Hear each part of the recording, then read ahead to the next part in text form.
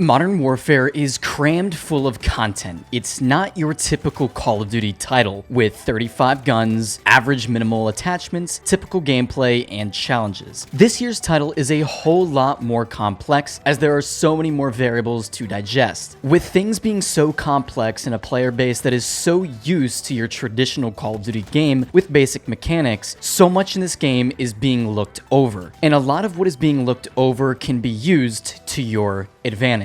So in today's video, we will be taking a look at 10 major things that you probably didn't know about Modern Warfare. Modern Warfare is going to be one hell of a year, and we can't wait to get started, so make sure you aren't a part of this 70% that watches our videos and forgets to subscribe. Let's shoot for 1,000 likes, and let's go ahead and get right into it. So the first major change to Modern Warfare is that you are now able to change your class setups while in game on the go. You know how in previous COD titles when you were in a game and you really want to change your classes, or you're trying to change your class setups going into a game against the clock and you just can't quite make it? Those annoyances are no longer a problem. Simply by opening your loadouts and using your directional pad to move over to the right of each class, you'll see an edit button that you can use to rebuild your class right from in-game. Just leveled up your gun and got the new attachment you wanted? Well, you don't have to wait until the next match anymore. Slap it on your gun immediately just after unlocking it. This feature is truly a game changer in allowing players to try things out on the go. So if you're even looking to just make adjustments to your class, see how this perk works, see if this attachment's better than another attachment, you can make those changes in the game and test them out very quickly. Number 2, next up, something that has also never been in COD before and is a feature that could easily be missed: reloading while ADSing. Reloading while staying ADSing can keep you locked onto your target and engaged. Try it out. Sometimes it might just save you from dying one off that chopper gunner or maybe even off that nuke streak. Number 3, there is in fact a hidden nuke in Modern Warfare, but it's not exactly what you may think it to be. It's called the DEFCON nuke to be specific and is not actually a streak at all. In fact, it can only be achieved in 5 flag domination ground war. The way to trigger this game-ending nuke is to hold all 5 flags at once for 30 seconds. Once that 30-second timer has been achieved, a countdown for the nuke will begin, in which it will kill the entire enemy team and end the game. I guess the thought process behind the DEFCON nuke, even though it's been quite controversial, is that if the enemy team can't manage to cap a flag in 30 seconds and is just being completely dominated, they may as well change up the lobby by ending the game and readjusting the teams. There's a nuke? You just got nuke? What just happened?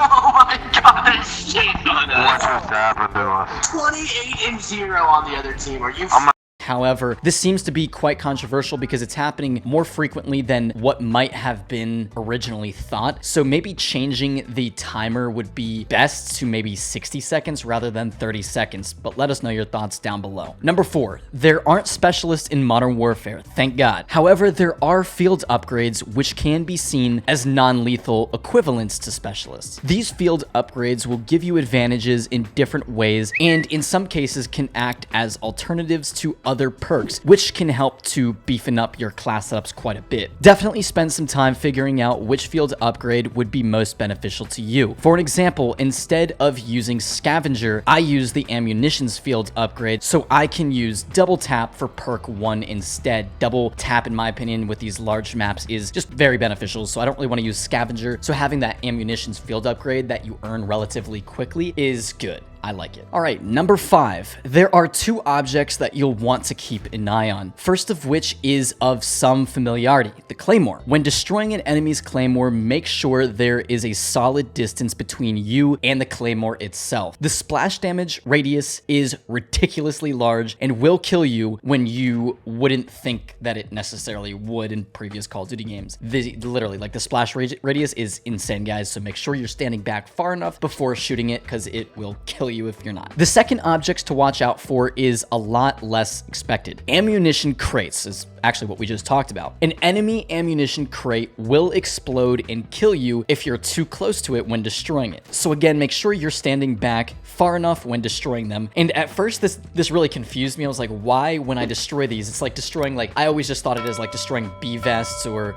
just like, I don't know, just ammo packs in Black Ops 4. Just when you destroy them, it wouldn't kill you. And then thinking about it more so with Modern Warfare being realistic, it is live ammunition rounds. So when you're shooting it, it's of course going to blow up. So that makes sense, but just know that it will kill you. So don't destroy it when you're one off the nuke and not realize that it will kill you.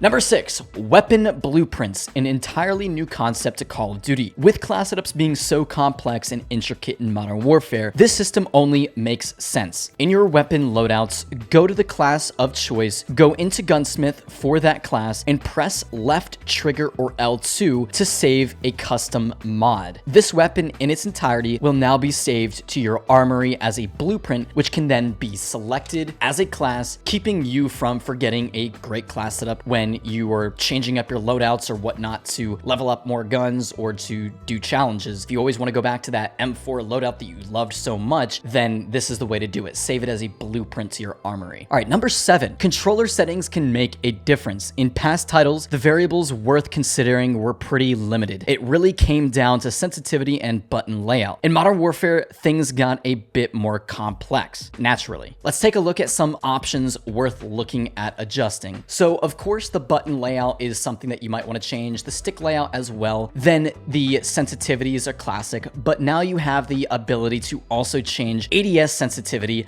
So definitely take a look at those and see what works best for you. A lot of people recommend taking controller vibration off. A lot of people, even the pros, don't play with it, and they claim that it helps with recoil. Personally, I'm a guy that I need it.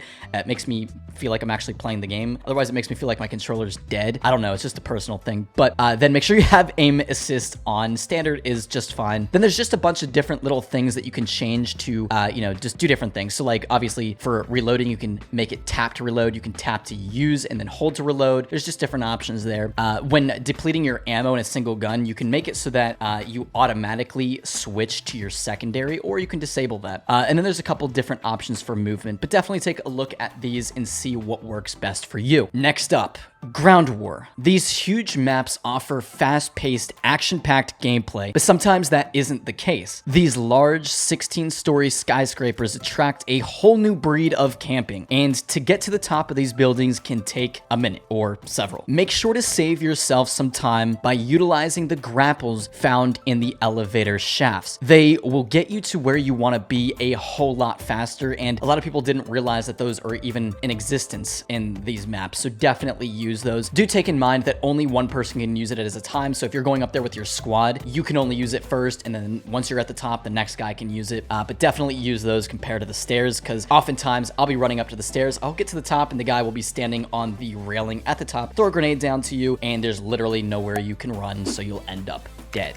It's lovely. Number 9. And to get back down, take the stairs. Kidding, we got you covered there too. By jumping off the map, you can actually enable yourself a parachute to land safely. Of course, you do run the risk of getting shot out of the sky, but it is a lot faster than the stairs, even if it does mean an extra death. And lastly, this may seem like a strange thing, but there is the option to disable crossplay if you aren't interested in console wars, or if you don't want to play against those on PC using mouse and keyboard. So just know that that is an option as well. For most people, you want to keep this probably enabled because it gives you more of a player base to go up against, but there are some reasons on why you might want to disable this, and just know that that option actually does exist. Anyhow, that concludes our list of 10 things you probably didn't know about Modern Warfare. Hopefully some of these will help you out in your gaming, and let us know if you want us to unveil some more of our secrets for you to know. Make sure you're subscribed to the channel so you don't miss out on any of our content to come. Turn post notifications on, drop a like, follow us on Twitter, guys, and code Carnage at jfuel.com for 30% off your entire order until the 29th of October, and then 10% thereafter. Anyways, guys, hopefully you're having a fantastic day, and we'll catch you all in the next one.